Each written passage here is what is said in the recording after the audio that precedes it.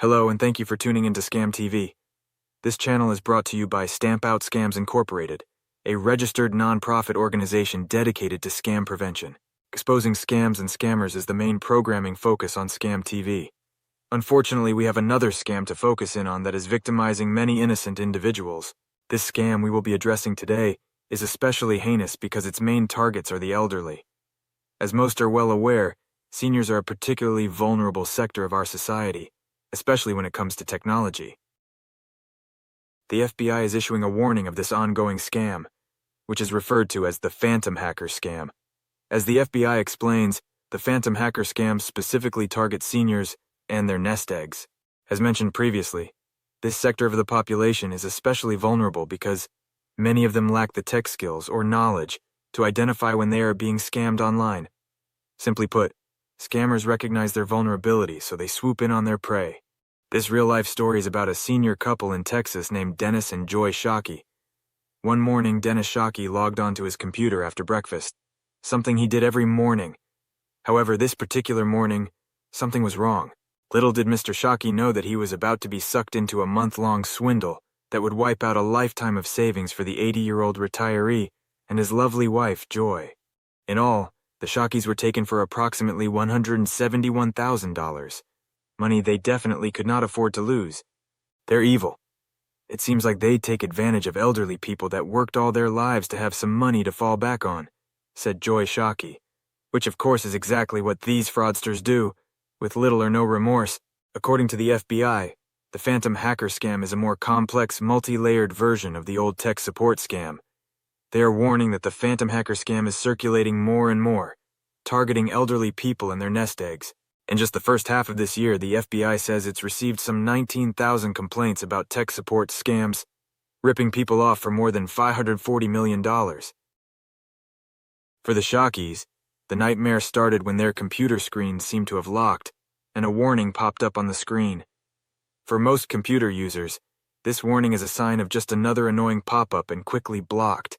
However, for those not familiar with computers and technology, it is absolutely frightening. The Shockeys' computer warning had a phone number on it to call for tech support. Mr. Shockey assumed it was for Microsoft. This warning was most likely similar to this commonly used fake computer warning. Fake warnings such as this are placed on computers via malicious computer viruses. That's strange. I have never seen this before, Mr. Shockey thought to himself, so he called the number flashing on his screen. He spoke to a woman who called herself Jessica. Of course, Jessica was cordial and pleasant to speak with. During the next 30 days, Dennis spoke to not one but two tech support imposters, which by the way is very common practice in these tech support scams. They will bring out an army of supporting cast members if it will help them achieve their goal of stealing money. The first cast member from the scammer's cast of stars named Jessica, the one playing the sweet Microsoft representative, had convinced Shockey that foreign hackers were at work, and she could help him if he gave her remote access to his computer. Now, this is exactly where the meat of these tech support scams lie. Remote access is crucial to this scam, so a good rule of thumb is to never ever allow anyone remote access to your computer. The situations where this is necessary are far and in between, if not non-existent. If you are still scared, concerned, or still having computer problems, run over to your local Geek Squad or computer repair shop and have them take a look. It will most likely save you lots of time, stress, and money. The female star of the scam, Jessica, had told them to check their financial accounts online. Now, one of the reasons the scammers ask victims to do this is because with remote access to your computer, they can now get your username and password when you are accessing your bank online. It also means that they can watch everything you do online and every keystroke you make.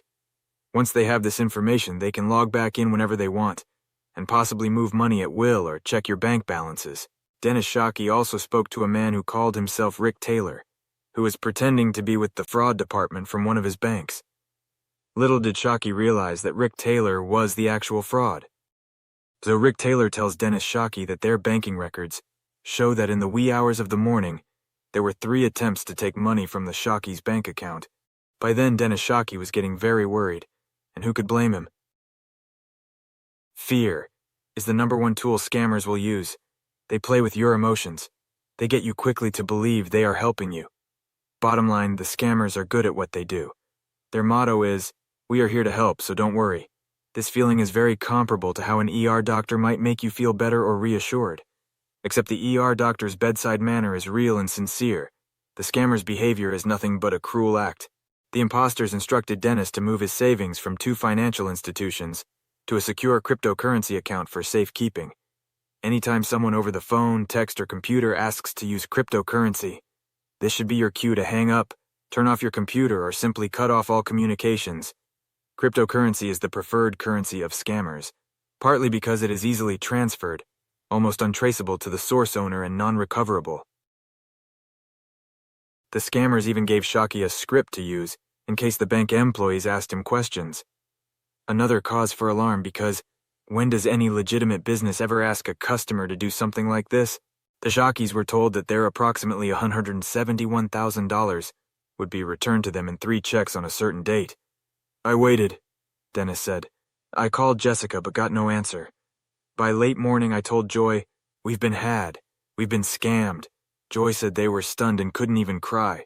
It's like getting kicked in the stomach, Dennis said. As a result of this heinous act inflicted on the Shockeys, they have since had to sell their cars to pay their bills. Relatives have started a fund on GoFundMe.com for the victims, Joy and Dennis Shockey. A link to this GoFundMe is in the video description below. I am sure these innocent victims and their family members would appreciate any donation you can make. The retired civil servant and school office worker have lost their nest egg, but their faith has not been stolen. The pain and suffering inflicted on innocent and unsuspecting victims like the Shockeys is what drives us here at ScamTV to expose their vile operations and scamming methods. Fortunately, many channels here on YouTube operate with the same intent and motivation and are devoted to exposing tech support scams. For more information on these type of scams, just type in tech support scams in YouTube and you will find a wealth of additional information. On its website, Microsoft says it does not send unsolicited email messages or make unsolicited phone calls to request personal or financial information or to provide technical support to fix your computer. A link for more information from Microsoft on protecting yourself from tech support scams is in the video description below. One thing to keep in mind is that error and warning messages from Microsoft will never include a phone number. Thank you very much for tuning into ScamTV. We greatly appreciate it. As always, please like this video, then share and subscribe to ScamTV. Most importantly, stay safe and scam-free. It can be a dangerous world out there, especially when online.